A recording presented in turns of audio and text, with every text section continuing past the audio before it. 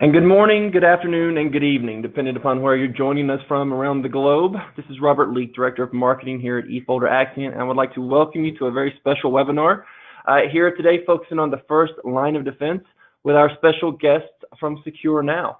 We'll be introducing them in just 1 minute, and but before that, just a few housekeeping items. We are recording today's episode, so we will be sending that out in our follow-up communications. If you have any questions around that, we will be getting it along with the deck as well. We are also going to be taking questions at the end, but if you have anything pop to mind throughout the conversation, please just pop that into your GoToWebinar agent there on your screen, and we'll address them as quickly and seamlessly as possible as we go out throughout. I think at this point, if we can maybe go to the next slide, I'd like to take an opportunity to welcome our special guests, Mr. Art Gross, President and CEO of Secure Now, along with Allison Castle, Channel Development Manager. Folks, welcome to the show. Thanks, Robert. We appreciate the invite, and we're excited to be here. Absolutely, we're excited to have you here. It's for those on the phone, it's maybe wondering, so what brings Secure Now and eFolder Accent to partner together for a webinar focused on a topic like this? And it really was somewhat serendipitous, I think. Art, we first crossed paths not terribly long ago. I believe it was in Dallas at an SMB forum, and I heard you give your presentation at the time, and just seemed like, wow. First off, what a unique business practice. I know that end users are being more and more of a focus as cybersecurity becomes at the forefront of the MSP channel, IT channel. But it seemed like it was just a really nice fit between what you guys do and what eFolder does. But before we get too much on this topic, can you give us a little bit about yourself and what you all are doing at Secure Now? Yeah, well, thank you. So, I am the president and CEO of Secure Now, and we are, we're a channel-only solution. We're working with MSPs to focus on basically the non-technical aspect and on employees, the weak link that everyone always says employees are the weak link, and that's where we're really focusing on employee education, phishing policies, trying to strengthen employees to help mitigate against breaches. And as you said, I think the combination, we're kind of the first line of defense. Those are those human firewalls that we can make them, and eFolder, you're like the final, the safety net that if those humans and employees make mistakes, you're going to need all that data backup and disaster recovery. So as you were saying, I think it's a good combination here. It truly is. I think it's we bookend each other nicely, I believe, with kind of the first line of defense. And to your point, thank you for the moment of eFolder Accent being the last line of defense. And as security programs continue to evolve and MSPs look at their solution stacks and figure out everything that happens in between, I think the first and these last lines of defense may be two of the most important for sure. So definitely welcome the partnership and the conversation today, and look forward to hopefully bringing a lot of value to our audience. Allison, not to leave you out, but I know that you are excited about the opportunity that Secure Now has in the channel and are continuing to evolve. And any perspective from you as you kind of get more in tune with what Secure Now is doing and bringing your product to the channel? Oh, absolutely. We're definitely happy to be partnering with you guys. We think that we're a very cohesive message. We're very focused on our partners and really about, doing what we can to make sure our partners are successful. So I think all around, all of our messaging is very cohesive, and we're very excited to get working with you guys. Awesome. Well, let's jump right into it. Thank you, Allison, for sending that over. So we'll, Art, I think you're going to be leading for most of this part of the conversation, but the mic is yours, my friend. All right, well, thank you very much. Let's jump into it. Cisco came out with their 11th annual cybersecurity report, and they basically said that cybersecurity and cyber criminals are getting more and more sophisticated, and that just having technology alone isn't enough to protect against breaches, against ransomware, and all of that. And then they really were pushing to focus on employees and focus on training those employees. In another study, IBM found that 95% of data breaches are caused by employee mistakes or human mistakes. So when you think about all of the technology, the firewalls, antivirus, the patching, the vulnerability scans, and then to go along with the final line of defense, the disaster recovery and data backup, if you're not focusing on employees, I like to use the analogy. It's like, firewalls, antivirus, and all of that technology is like alarms and locks on a house. But if your employees are opening the door and letting those criminals in, there's not a lot that technology can do. So, that's one of the things that you have to really realize, that employees are a weak link, and they will cause breaches. So what I thought I'd do is go through some of the common mistakes that employees make, some of the common threats and scams that cyber criminals are using to make employees victims, and kind of just take a look at some of those, and talk about then how can we protect against some of those scams. So the one that Art, I'm going to jump in. Art, I apologize. I was supposed to launch one of our polling questions, so I'm going to do that now. I think it was a nice transition as you kind of set the stage for what we're going to be diving into. So for those of you who may be multitasking on the line, please bring your attention back to the screen, as we'd love to know if you're working with your clients on end user cybersecurity training today. As Art mentioned, this is a part of the solution stack that I think hasn't really been focused on here in the early stages. And with your clients just leaving the doors open, to use your analogy, Art, it can make things kind of difficult. So we'd love to know that if you're using and working with cybersecurity training today in some fashion, whether that be building your own programs, working with someone like Art, or maybe even just not quite yet, just thinking about it. And it's interesting, Art, as we get into the content here and you start kind of sharing with us some of the evolutions of how cyber criminals and cyber crime is starting to threaten the business landscape, it continues to evolve. And so while our audience may have heard about things in the past, it's kind of crazy how quickly the cyber crooks can get smart and bring new evolutions to their own business. So it's I'm looking forward to hearing what you have to share with us. And go ahead. Yeah, and just to your point, it's become a billion-dollar, cyber crime is multi-billion-dollar business. So it's getting more and more sophisticated. So the days of some hackers in a basement, those are over. These are sophisticated, organized crime that are going after the weakest link, and those employees. So let's take a look at some of the things that they're doing, and then we'll talk about some of the ways to protect against it. So, one of the things that we're seeing a lot of is business email compromise. That's when a cyber criminal will impersonate someone, either a CEO or some other third party, and try to trick an employee or an individual into either wiring money to a fake account and basically stealing money, or sending out W-2 information that can be used for identity theft. And so what I'm going to try to do is give some examples as we go through.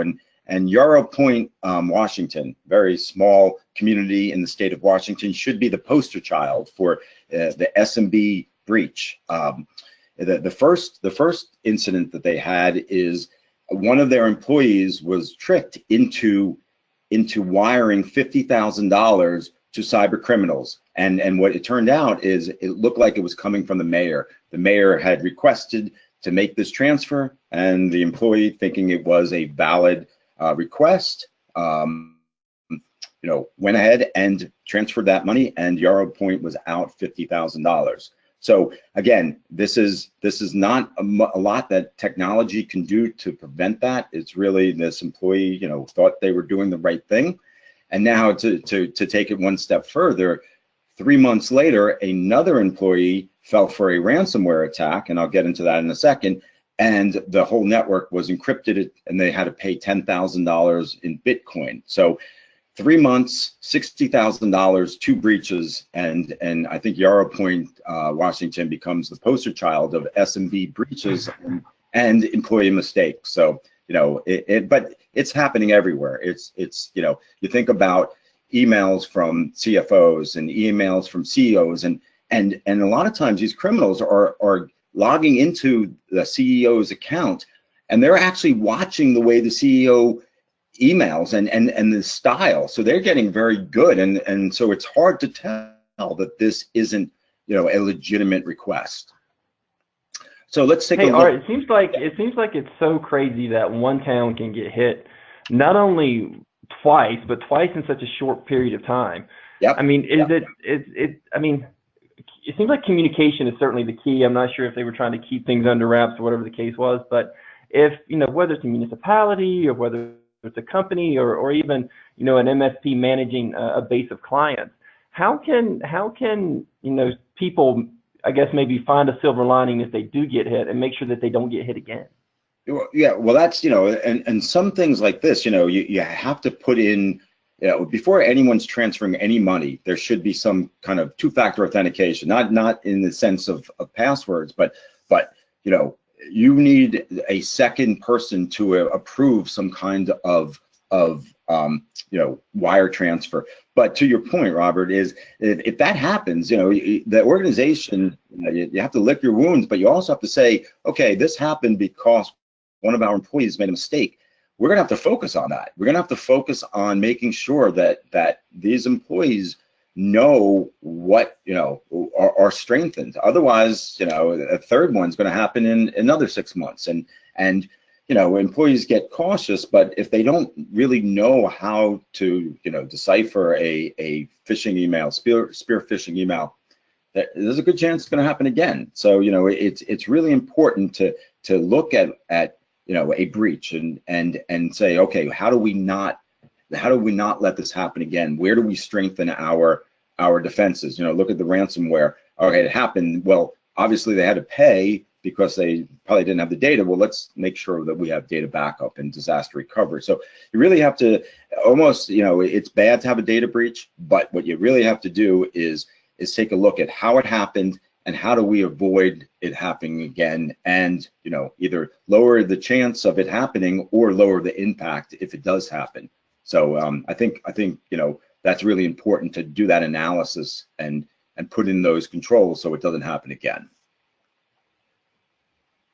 Gotcha. Right, so let me give another example here. Rokenbach Education is a toy manufacturer, and all of these examples that I'm giving are SMB examples, and I think these are really important because, you know, as you start to talk to your clients and your customers, you know, you don't want to talk about Target and Home Depot because, you know, I'll get into that, but that SMB mindset, you want to talk about SMB breaches. You want to talk about breaches that could happen to your clients, you know, in their industry, in their size business, and not talk about the larger companies because, you know, it just reinforces, oh, that only happens to the big guys. So Rokenbach is a small toy manufacturer. One of their employees fell for a phishing email. Oops, what happened here? Hold on 1 second. Fell for a phishing email and, you know, opened up an attachment, launched macros, and their network was encrypted. And it took them 4 days to rebuild the network during the holiday season. So they lost hundreds of thousands of dollars worth of sales. And, you know, this is an SMB. So that is, you know, to a $1 billion business, probably not a big deal, but to this toy manufacturer, it was huge. And, you know, not being able to sell during the busy holiday time while the network was being rebuilt, again, it really, you know, really has a huge impact. And, you know, phishing by itself is bad, but, you know, what you really want to make sure that employees not only know how to determine if it's phishing, but if they open an attachment, they're not enabling macros. You think about all the things that have to happen for a ransomware attack to be successful, and you say to yourself, can't you tell that it's a phishing email? Can't you tell that it was, you know, a macro that did, you know, or a Word document that said, you know, that wasn't going to execute until you actually pushed another button and told it? So, you know, when we look at ransomware, there's just so many pieces of along the way that you could stop that from happening, but employees, you know, are doing it every day. I suspect a lot of the, you know, the MSPs out there are saying to themselves, yeah, it's happening, and I don't know why it's happening so much. And really gets to the point that, you know, employees are easily tricked. They may not know how to spot these emails, and and they're falling for these type of scams. So Artie, you bring up an interesting point, right? Because I mean, we're obviously all here on this call, both you, I, Allison, the folks who are listening to us. We're all fairly in tune with the technical community, pretty aware of scams, cyber threats, etc. Is it really? Do you have to be a part of the technical community? Is the average Joe and the average Jane out there just not up to speed on kind of what's going on? Yeah, I mean, believe it or not, it's funny, and I always say this during the presentations, like all of us that are on this call have trained ourselves. We instinctively go and look at the domain where the email is coming from. We hover over links. We look for oddities. And so we have actually gone through the process of training ourselves to spot this. The average person doesn't do that. That's not their, there a lot of, humans are trusting people. So you think that this is from who it says it is. The scammers are getting better. So I'm going to talk about spearfishing in a second. And it's always that sense of urgency. Your account's going to be closed unless you do something. And it's using the right time, the right words, the right message. And believe it or not, people just fall for it over and over. And so it takes continuous training to get someone to be able to do like what we do. That okay, this is not a real email. But just telling someone in a conference room or a face-to-face, this is what a phishing email kind of looks like. Just don't do it. that doesn't work. Right. And that's what we were talking about in the beginning. A lot of MSPs are not focusing on that training. So you may have a brochure, you may have an email that describes it, but unless you are doing phishing examples or actually phishing attacks and training on that, the employees just are not getting themselves to the point where they can defend against these things very easily. Yeah, and now we're going to throw up another polling question. I think it's a good time as we kind of think about the phishing ransomware. As I don't want to call it the most basic because I know it has evolved, and we're going to get into some more complex, some more sophisticated methodologies of hacking into the business and the networks. But we're curious, have you as an MSP ever had to personally assist clients with a cybersecurity attack? How real is this to you? Is this something in theory where we're just trying to get smarter and prepare for it? I wish that to be the case, but it looks like right now we've had over 50% of the people already answer, and we've got 90% of you all have actually had to help clients with cybersecurity attacks. And I think that's a very telling statistic that would not be very different whether we did this today or did this last week or did this 3 months from now. MSPs are dealing with this on a daily basis, and it's something that it's not going to stop. And with that, Art, I think we're going to start talking about some of the additional kind of progressions that cybercrime has made over the last, call it recent past.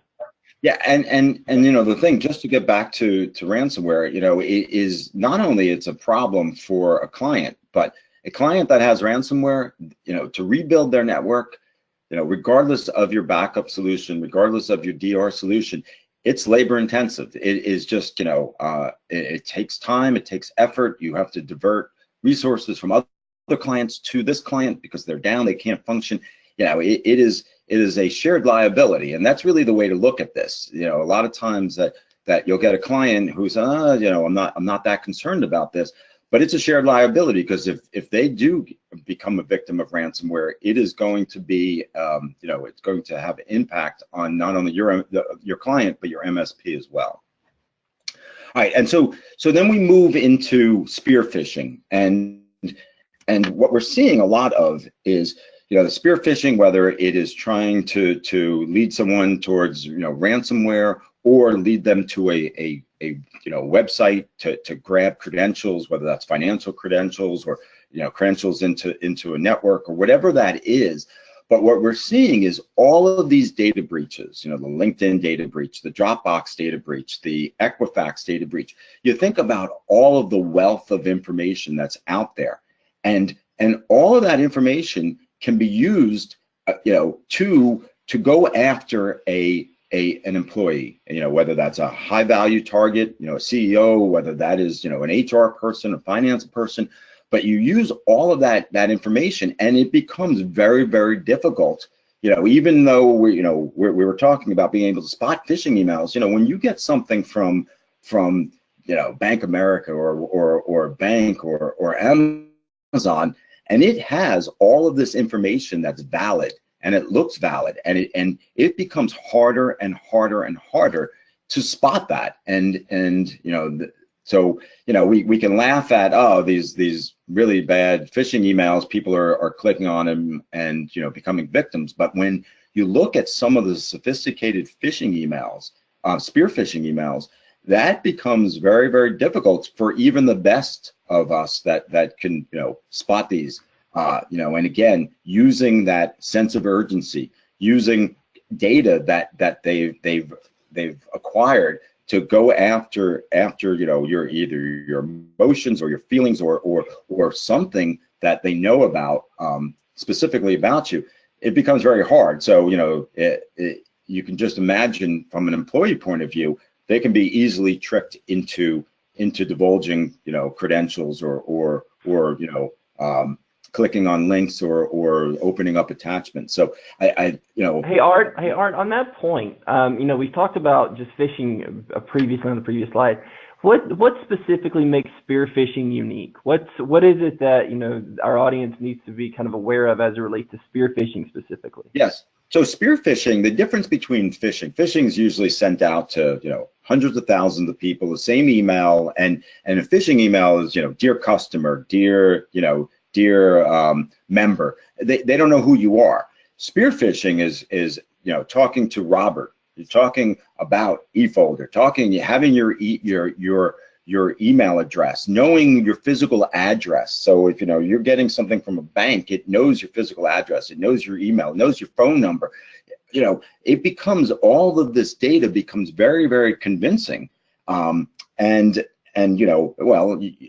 Because they have all that data, you start to believe that this is a valid email compared to something that may be more general, and then it's easily spotted. So the spearfishing is very specific to that person. They may have also leveraged social media. They could have compromised another account, and then they're going after you from a spearfishing in terms of a very specific, from a friend or colleague or something. So these sophisticated attacks become very difficult to identify and defend against. Wonderful.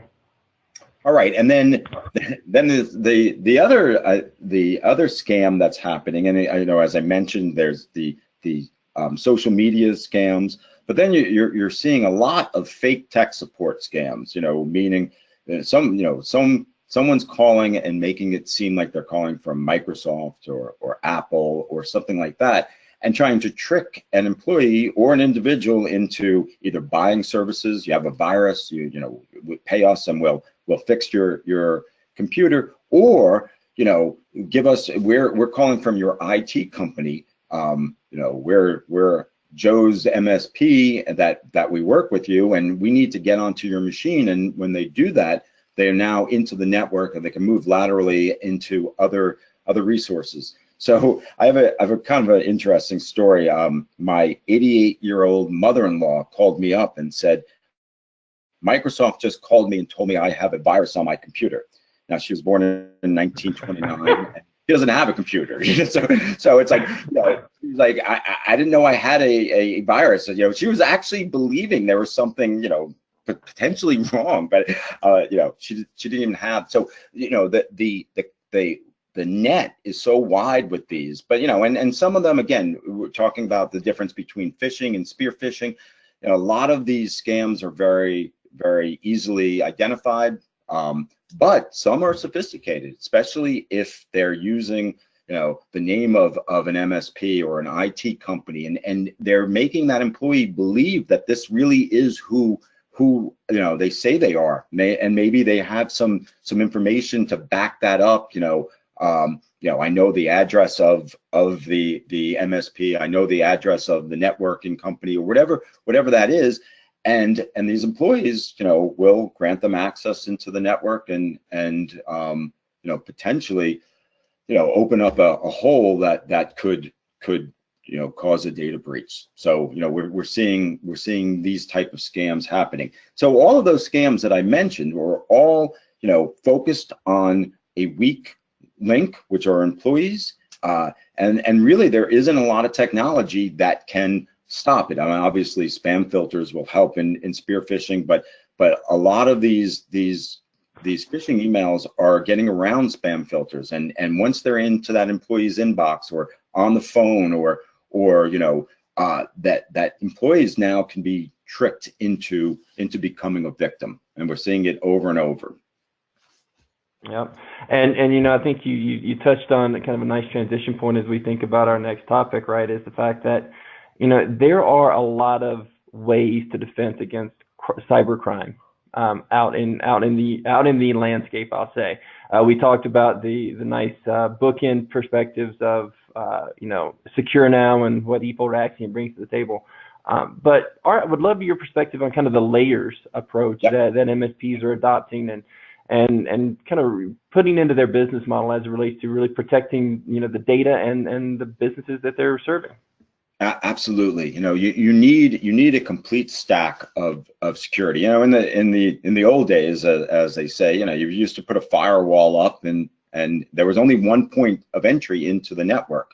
Now with cloud and all of the different endpoints, there isn't just one entry anymore. So the whole technology stack needs to evolve, and then so when we look at those layers, the employee defense, as I was just mentioning, is a key layer that a lot of MSPs aren't doing or starting to get into that. But firewalls and advanced firewalls, antivirus, now advanced antivirus with rollback and anti-malware, system patching, encryption of data, segmentation of data, looking at event tracking or SIMs, and so if there is a breach, what has been accessed, and maybe more importantly, what hasn't been accessed, and then obviously data backup, but more than just data backup, it's the whole DR stack that you need, and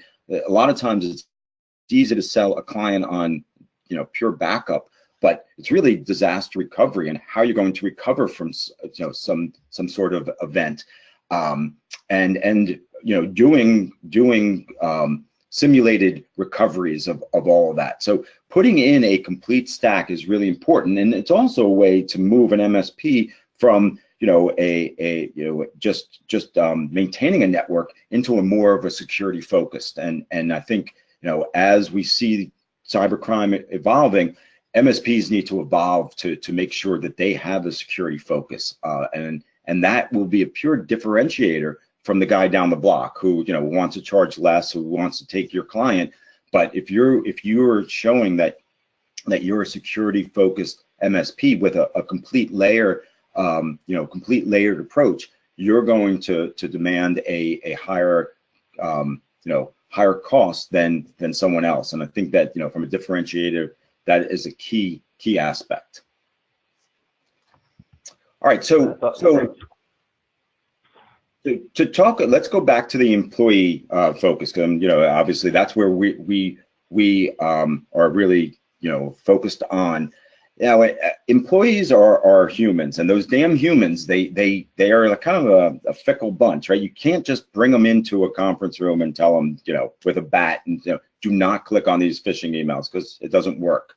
So in order to train and strengthen employees, it's really a multi-step approach. The first piece is a baseline security awareness. You got to teach them all about the things that I just talked about, phishing and spear phishing and ransomware and taking care of their laptops and all of the things that happen. But in order to train employees, you need continuous training. So you can't expect to train someone in January and they'll know everything in September. They need continuous training, and they need to think about security on an ongoing basis. And it's also important, our philosophy is you need to train them to think about their home network. If they start worrying about their kids' pictures or their kids' graduation videos or their tax returns, they're going to be much more security aware, and they're going to be much better in the office. So it's really important to engage that employee and make them concerned about security from both a personal and a business point of view. Phishing, simulated phishing. Art, hey, Art, we had a question come in on that baseline topic, and Joe is wanting to know about, is there a one-size-fits-all kind of approach to kind of the start, or is there a way to kind of gauge kind of a level of experience that's from the clients you're working with? That's a good point. Basically, the baseline is usually a wider net, so to speak, of a complete overview of topics, because it's important to show people the different ways of becoming victims. And we're really big on case studies and to show what are some of the scams. So it opens people's eyes, because believe it or not, a lot of employees don't realize that there are these scams. But then as you move along, you want to become more specific. People in HR may need different training than the front desk person or something like that. So usually what we see is kind of a triangle, and the base is wide, and a wide thing of education, and then as you go up, it becomes more focused on that person, on that role, on that job responsibility, on maybe even that vertical. This is what we're seeing in the legal field, or this is what we're seeing in financial. So I think that, in my opinion, the baseline is wider, and then it gets more specific. Awesome, thanks, Art. Yep. And then, as I was saying, simulated phishing is really, really important. Email is the attack vector of choice. It works. It continues to work. Training employees on what phishing is, spearfishing, ransomware, how to spot it is all good. But what you need to do is you need to test employees. You need to phish them. You need to show them that this is what happened when you clicked on this. And the more that you can do that, and there's really what we see is there's a strategy where you phish a lot, heavily in the beginning, where employees then have their guard up, and you wait until their guard lowers a little bit, and then you phish them again. So what you want them to do is constantly be worried, not worried, but cautious about emails. Now, I'll tell you, a lot of our partners love phishing, and they phish employees, and if you do it too much, you're going to get pushback. You're going to get pushback from management that my employees are afraid to open an email. Leave them alone. So we've heard that before. So there is a strategy on how to be effective in terms of phishing. In addition, employees need written security policies that tell them what they should and shouldn't be doing, like not using the same password across all of their accounts, two-factor authentication, not taking laptops out of the office. It's really important. A lot of SMBs don't have written security policies, and employees really, it's hard to believe, but they don't know what they should and shouldn't be doing. A lot of SMBs are assuming that employees know, and that's usually a bad assumption. And the last piece of training is you have to measure risk. Things that get measured get improved. So taking all of this information, you need to constantly keep evaluating employees and ranking them and rating them and watching them improve and holding their feet to the fire to improve. If you don't do that, if you just let them take training and you don't do that, you're not going to be very effective. So as I mentioned, everyone on this call is worried about breaches, worried about ransomware, worrying about all of these cyber criminals and crime. But unfortunately, SMBs are not that concerned, and not that they're not concerned, they just don't believe they need to be concerned. A lot of them, what we hear is we're too small, we don't have valuable data, my employees don't have time for training. They're smart enough not to know that. So it's really interesting, and I get back to those examples that I gave. If you're going to talk to your clients about any type of security. Stay away from hospitals and ransomware, or Target and Home Depot, all of those bigger organizations. All that does is reinforce the fact that breaches happen to large companies. Those are the ones that are on the news. A lot of these smaller breaches you don't ever hear about because they don't have to report it, or it doesn't make the front page of the headline. So it's really important to try to bring the information and talk to your clients about things that are specific to the SMBs or their vertical. I can't reinforce that enough. Art, I'll jump in from a marketing perspective just for a minute and really say that this is an opportunity for MSPs to truly provide some thought leadership and maybe an extra added value add to their clients and to their prospects. And whether it's utilizing social media, whether it's your corporate Twitter accounts or your Facebook or whatever the choice is, or maybe if you have a newsletter that goes out, call it monthly, quarterly, whatever the case is, I would definitely take an opportunity and specifically to Art's point, highlight those challenges that are being experienced by other SMBs. I mean, even using some statistics to your favor, I think it's 48% of malware attacks target SMBs. Of those, 60% of those SMBs who get attacked go out of business within the first 6 months because of the challenges that they've experienced. And then focus on the things like the little township that you had mentioned that had 2 breaches inside of 3 months. The toy companies, and really highlight those things, because unless you as an MSP are really focusing on your geography and those clients and prospects within you, the only thing they're going to see are the big news about Experian, the big news about Target, the big news about Uber. And that's why I think that the media is kind of focuses on that, because it's clickbait. I think people see these names and they want to find out more about it. But it's more interesting to the wider public. So I think it's your responsibility to have that education, serve as your own publication, if you will, to make sure that the rest of your client base understands that, they're as much in danger as anyone else. Absolutely. So the one thing, what I wanted to talk about is how we help MSPs with focusing on employee security with our Breach Secure Now service. It was built for MSPs. It's white label, channel only. We don't have published pricing. Our partners, their clients don't know anything about Breach Secure Now or Secure Now. We put our partners' logo and brand in front. There's 2 tiers of our service. We have an unlimited clients security training and dark web breach assessments. I'll talk about that in a second. And we have our breach prevention platform and employee vulnerability assessment, which is what we call EVA. So those 2 levels of service, for $99 a month, you can roll out unlimited clients, dark web breach assessments, and training. So you can train all of your clients, all of your prospects. You can run dark web breach assessments on that. So the training, as I mentioned, it's case studies, Betty the Billers falling for a phishing email, how to show employees someone else who became a victim and how to avoid that. It is heavy use of video, Facebook type videos, very engaging. We've trained over 125,000 employees, very good feedback on the training.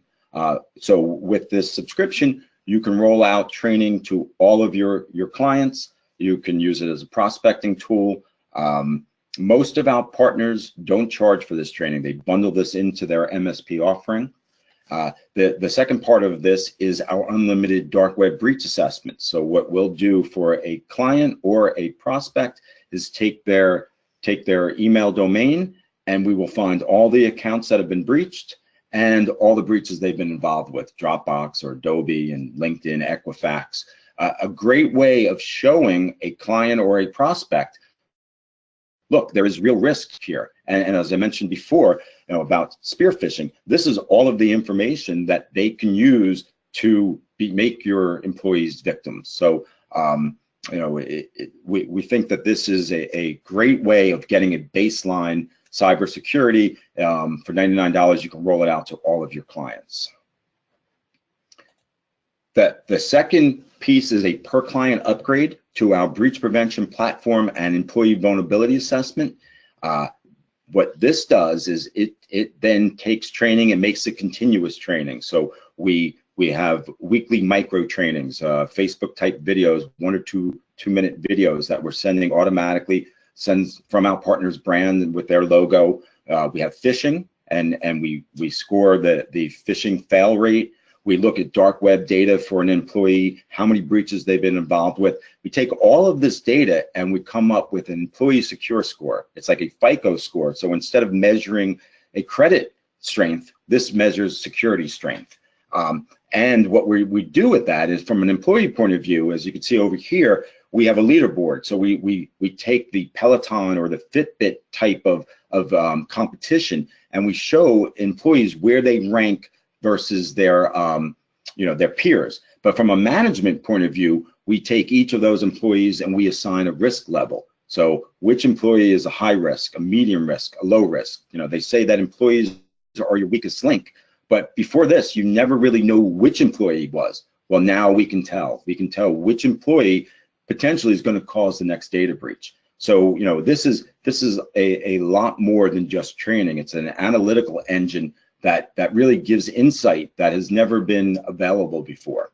You're very, very excited. We just launched our employee vulnerability assessment. Partners are really excited to get this out to their clients, and we think that this is going to be a great way of convincing clients, you need to have this insight that you've never had before.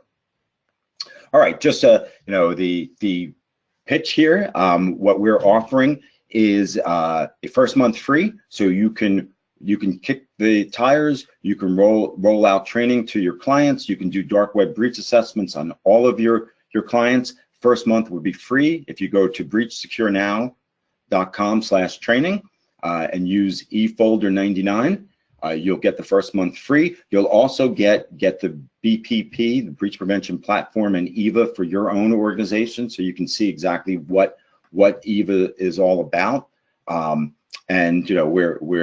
we're hoping that we can help you train your clients and strengthen them, and make them human firewalls, and instead of being the weak link, become a strong defense.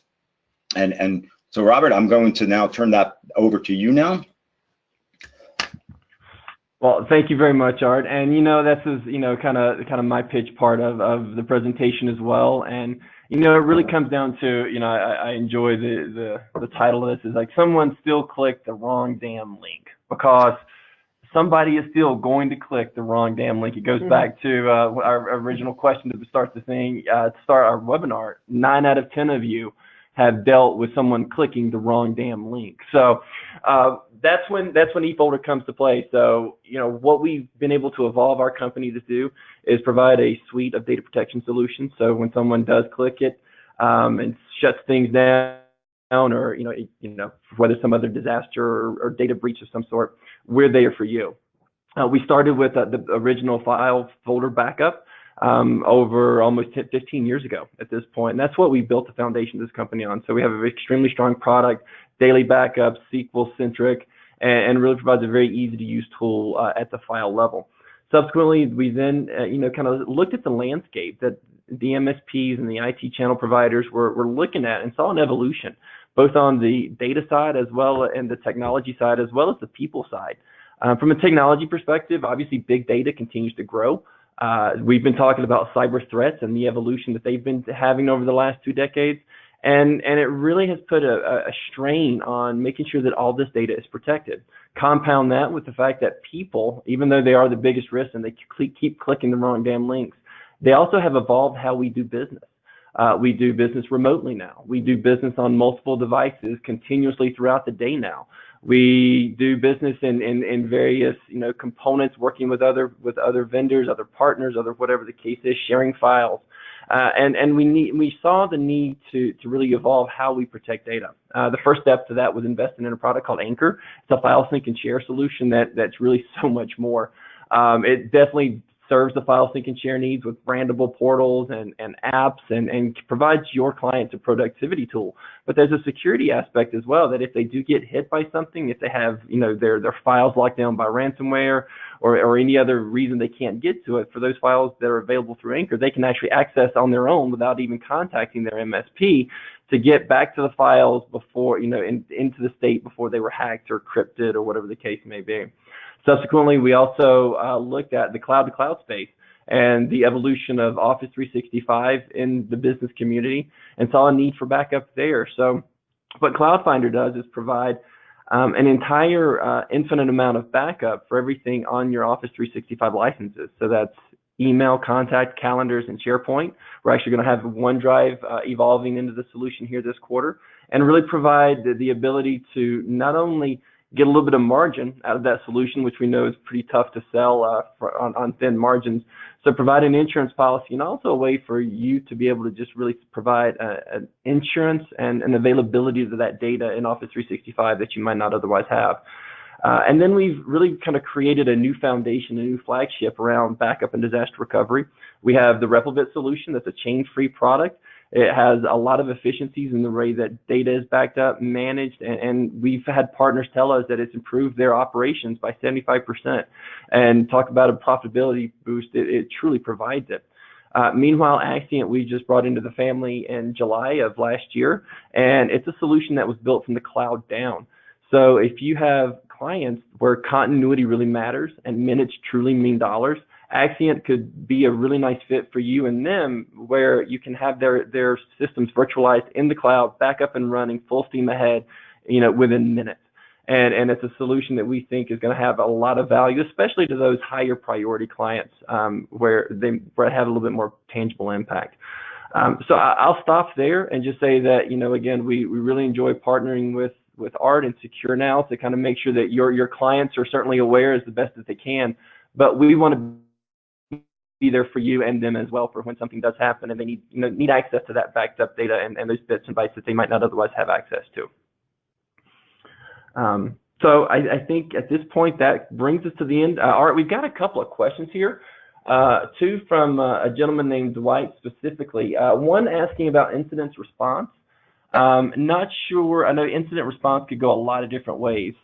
We've been focusing on that with a security. We actually have a security campaign that this is kind of an offshoot of, where we have Joshua Foltz, our CISO, Chief Information Security Officer, and he actually put together an incident response plan as it relates to kind of the steps and the things you'd want to cover. So Dwight, we'll be sure to get that out to you. But for anyone else who may be interested, again, you can just track that down on our YouTube page where where you'll find some more information there. Dwight was also asking about some of the positive spin versus just kind of selling these services on fear, uncertainty, and doubt. And, fear, uncertainty, and doubt kind of stands out as a way to get people's attention, but definitely understand where you'd want to put some positivity on it. Art, any thoughts on that aspect? Yeah, in the past, the FUD would sell, firewalls and all that, but it really gets to the point where, I hate to say it, but this is happening, and we have so many clients that are in denial. And that it's not going to happen to me. So I'm not sure it's fear, uncertainty, doubt. It's education that you can and will be a victim if you are not putting this, stack in, from employees to disaster recovery to encryption.